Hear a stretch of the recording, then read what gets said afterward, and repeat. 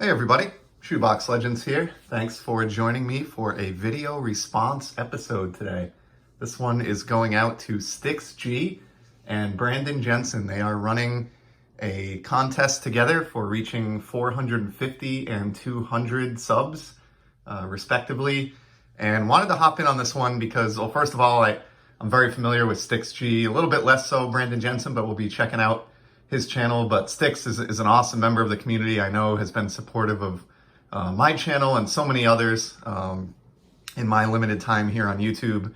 So definitely wanted to hop in. And the other reason I was excited to do a video response is this one is hockey based, and I am very enthused of late by the number of hockey collectors that are emerging here on YouTube. I think it's really fantastic. It's an exciting time to be a fan of the game, and whether it's, longtime collectors that are just concentrating more on hockey now, like my buddies Peeps or Brian at Walk and Bach, who gave me a heads up about this VR actually, or folks who have been collecting for a while and just started a channel recently, like my friend Sean Savage, or Eddie over at Eddie's Baseball Autographs, who I know is following the Kraken. It's just really good to see an increase in hockey collectors here on the YouTube to kind of match up with some of those others like Mike over at Canadian Cards, who have been doing it for quite some time. So it's a great time to be a hockey collector. Wanted to hop into the fray here, and yes, that is a baseball card that you see on the front of the stack there, a very famous one, but there's a reason for that we'll get into in a minute. Basically, what the guys are looking for here in this video response is 5 of your favorite hockey cards from your collection, or up to 5, and then a card that you don't have but would love to acquire. So I'm actually going to flip this around and talk about the one that I don't have first. Would love to acquire a Connor McDavid Canvas Young Guns rookie card. I've become a decent McDavid collector over the years. I do have his entire canvas run, from his second year card onward. And that canvas rookie card is a really big gaping hole in my McDavid collection at the moment. It is a very expensive card, a comma card all day long, whether raw or in a PSA 9, which is probably what I'd look to pick it up in. So it's going to require some planning.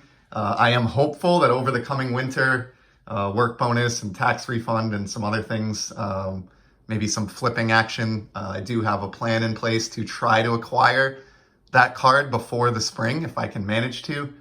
So hopefully I'll be celebrating at some point in the next few months with a video showing that baby off. But I don't have an unlimited budget, and comma cards, while not impossible for me, they do require a little bit of planning. So we'll see. But in the meantime, wanted to get into the top 5 favorite cards that I chose for this VR. And 4 of these have been shown on the channel previously. And then I have one, the final card, that is actually debuting on my channel for the first time in this VR. And it's a card that I'm super proud to own. So the first one is a nice transition from the card that I want to acquire. And it is, of course, the standard Connor McDavid Young Guns rookie card. So I mentioned that I would love to acquire the Canvas Young Guns rookie someday, and in the meantime, I am fortunate enough to be the owner of a copy of his standard Young Guns rookie card.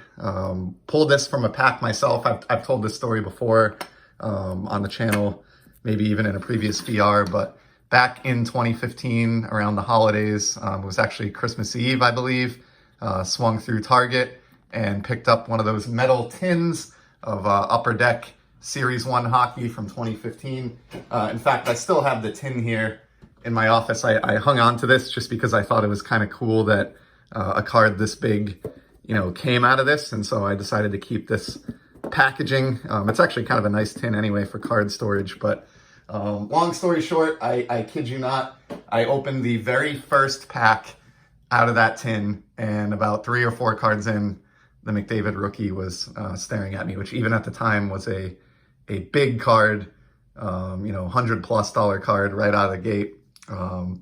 It's only gone up quite a bit in the time since, because he is the single greatest athlete on the planet, in my opinion. And so that is now a comma card. And I remember, a few years back, there was a point where you could get the Young Gun in a PSA 9 for like $300 or right around there. And I remember thinking to myself, man, if I was flush right now, I'd buy about 5 or 6 copies of that card and stick them away in a drawer. And boy, had I done that, I'd be taking a vacation to Europe with those funds. So really, really great card. And I'm just very grateful that I pulled that myself. And I'm fortunate enough to own a copy of it. Next up is one that you'd probably be surprised to see on my list. And, maybe in actuality, it changes all the time. So this may not be a top 5 card for me permanently, but I think it's a sneaky good card. And it's the most recent card that I've acquired out of the 5 that I'm going to show. Picked this up only about a year or two ago, within, since the pandemic broke, put it that way. So relatively new pickup. And it is this amazing 1990-91 score Eric Lindros Future Superstar card. And this copy, the reason I love it so much, of course, it is signed, hard signed with the Hall of Fame 2016 inscription by the man himself, and then authenticated by PSA DNA. And, for newer collectors, or younger collectors, I should say, it might be a little bit hard to understand why I would select this card to go alongside, the likes of a Connor McDavid Young Guns. But if you were around in the hobby, at the turn of the decade between 1989 and 1990, which is right when I got in as a kid, then you remember what a big deal this card was. Lindros was, the Mcdavid of his day, right? He was going to be the next, the heir apparent to Wayne Gretzky, #1 draft pick. Everybody knew he was destined for greatness. He did not have really a lot of cards at all. When he was first emerging onto the scene as a draft pick, Score had exclusive access to him for the 1990 campaign. So while he does start to get cards in 1991 from other companies like Pro Set and Upper Deck and so on and so forth, in 1990, this was it. There were some other inserts of Eric included in like the factory set that year, but this, as far as a pack issued Eric Lindros card, this was what was around, and this card was gigantic. I mean, every kid who was collecting and playing the sport of hockey in 1990 wanted this card badly. I did have a copy or two of it, may even still have an original copy floating around in a Rubbermaid somewhere in my basement with some of my childhood cards that I've hung on to, but was really happy to score this autographed version just because of how significant it is. And this is the reason I talked about this when I showed this card the first time, that I had the 89 Upper Deck Griffey out. This card on the hockey front was the equivalent of the 89 Upper Deck Griffey in terms of just being a game-changing card from a new company that everybody wanted, that was wildly popular in the hobby. Hasn't quite, maintained its popularity in comparison to the 89 Griffey right up to present day, if I'm being honest. But Lindros, while he may not have been the next Wayne Gretzky, that's a little bit unfair to ask out of anybody. And he did go on to have a Hall of Fame career, in his own right. So, just an awesome card there. And the only autograph that I'll be featuring in the 5 cards that I pulled for today. Next up, this is one I've shown actually quite recently because I acquired it in a really amazing flip that I pulled off with a soccer card that I sold years back. But it's the Opichi Mario Lemieux rookie. This is just a PSA 6, but I mean, honestly, I don't need anything that looks nicer than this. It's well-centered, just a beautiful card. One of the most iconic hockey cards in existence, in my opinion. Certainly, or arguably, the most iconic hockey card of the 1980s, I would say. I know my buddy Brian, actually at Walk and Balk, named this as one of his 2 cards in his VR that he was hoping to seek out someday, and wholeheartedly agree with him there. Would highly recommend it. This card is surprisingly affordable when you consider that, Connor McDavid, who's still just in his early to mid-20s, is a comma card. The Mario Lemieux is a degree less than that, especially if you're not looking for, a PSA 9 or anything crazy and you just want a nice example like this. It is a surprisingly affordable card compared to, relevant to the amount of talent that Lemieux possessed. Were it not for some of his health struggles. It's incredible to think what may have been. Even as it was, he went down as one of the most successful offensive players in history. And had he not missed a lot of time due to illness and injury, who knows where he may have ended up in the grand scheme of things. But awesome card, and another one that, if you were a kid collector in the early 90s, was a huge deal, and that I'm very grateful to have in the collection these days. Next is probably my single most valuable hockey card. It's one that I think anybody would include in this VR if they owned a copy of it. I know my buddy Brian certainly did include his copy in his, and it's the Wayne Gretzky rookie card. I am not, rich by any means. I picked this card up many years back, and I was just fortunate enough to have been in the hobby for a long time and to have decided that I wanted to get a copy of this, relatively early on. I bought this, way more than 10 years ago now. You can tell, the flip doesn't even have the lighthouse hologram on here. It's a very old school style flip. At the time, I don't mind sharing, this was well under $500. I think it was even under $350, if you can believe that. But, as a 20-something-year-old kid, that was a lot of money for me. I was a little bit nervous. It was the most I'd ever spent on a card at the time, but I knew that this was a very important card, and that if I was going to collect, hockey cards and get back into this hobby, which I had been for a few years already at the time, that this, the Gretzky rookie was, one that I really needed to have in the collection. A PSA 8 was sort of the higher reach of what I could extend myself and purchase at the time, and so I went all in for it, and I'm certainly glad I did. I don't really track prices very often, but when I looked, a few months back, this is, coming up on like a 5-figure card in this type of shape. It's actually, getting to the point where it's a little bit uncomfortable, and I may, need to sell it at some point just because it's an amount of money that I could do some good with, but don't really want to part with it. It's arguably my single favorite hockey card, and so I hope to kind of keep this one as a cornerstone in my hockey collection for the rest of my lifetime.